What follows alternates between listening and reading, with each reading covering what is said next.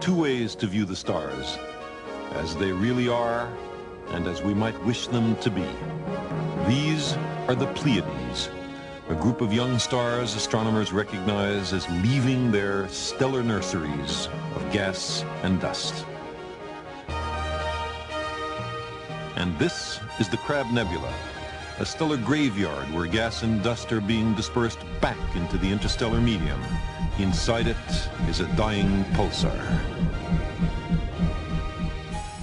Both the Pleiades and the Crab Nebula are in a constellation that astrologers long ago named Taurus the Bull.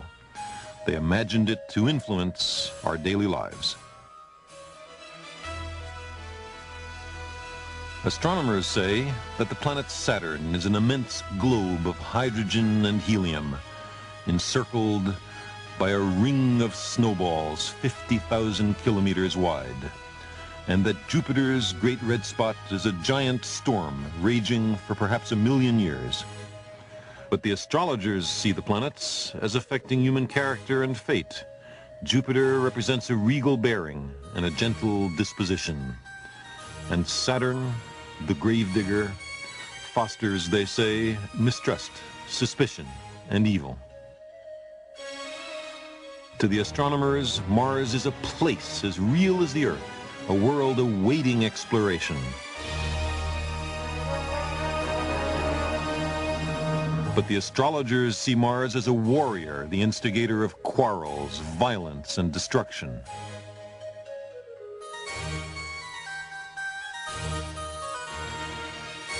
Astronomy and astrology were not always so distinct.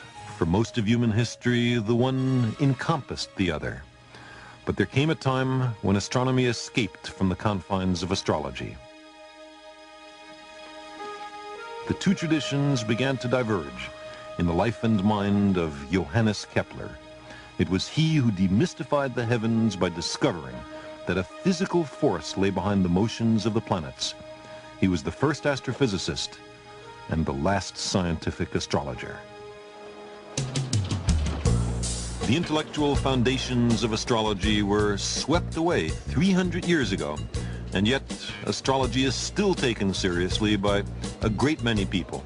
Have you ever noticed how easy it is to find a magazine on astrology? Virtually every newspaper in America has a daily column on astrology.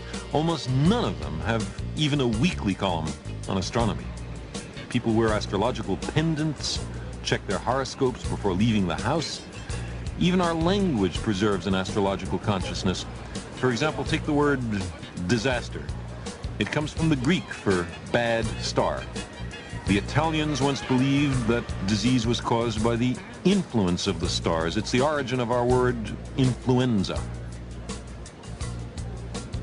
The zodiacal signs used by astrologers even ornament this statue of Prometheus in New York City.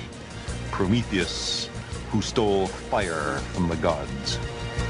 When the moon is in the 7th house and Jupiter aligns with Mars, then peace. What is all this astrology business?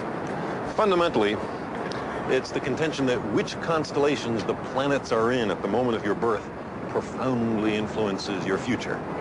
A few thousand years ago, the idea developed that the motions of the planets determine the fates of kings, dynasties, empires.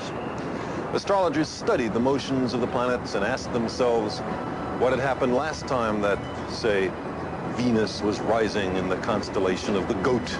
Maybe something similar would happen this time as well. It was a subtle and risky business. Astrologers became employed only by the state. In many countries, it became a capital offense for anyone but the official astrologer to read the portents in the skies. Why? Because a good way to overthrow a regime was to predict its downfall. Chinese court astrologers who made inaccurate predictions were executed.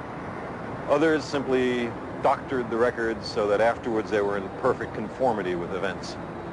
Astrology developed into a strange discipline, a mixture of careful observations, mathematics, and record keeping, with fuzzy thinking and pious fraud. Nevertheless, astrology survived and flourished. Why? Because it seems to lend a cosmic significance to the routine of our daily lives. It pretends to satisfy our longing to feel personally connected with the universe.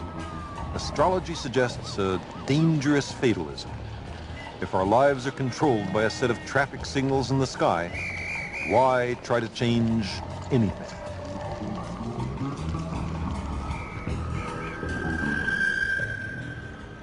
Here, look at this. Here's two different newspapers published in the same city on the same day. Let's see what they do about astrology. Suppose you were a Libra that is born between September 23rd and October 22nd. According to the astrologer for the New York Post, compromise will help ease tension. Well, maybe. It's sort of vague. According to the New York Daily News's astrologer, demand more of yourself. Well, also vague, but also pretty different. It's interesting that these predictions are not predictions. They tell you what to do. They don't say what's going to happen. They're consciously designed to be so vague that it could apply to anybody, and they disagree with each other. Astrology can be tested by the lives of twins.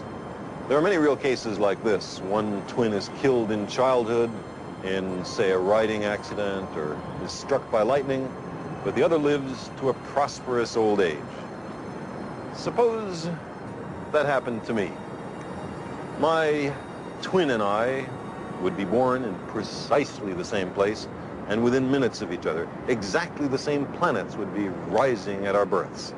If astrology were valid, how could we have such profoundly different fates? It turns out that astrologers can't even agree among themselves what a given horoscope means.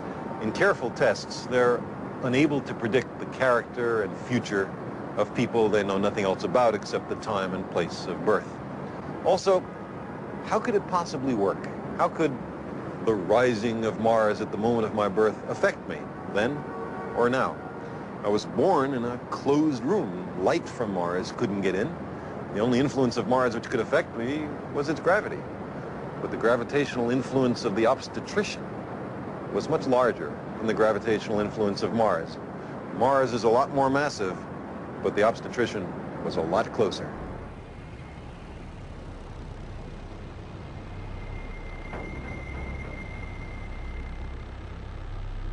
The desire to be connected with the cosmos reflects a profound reality.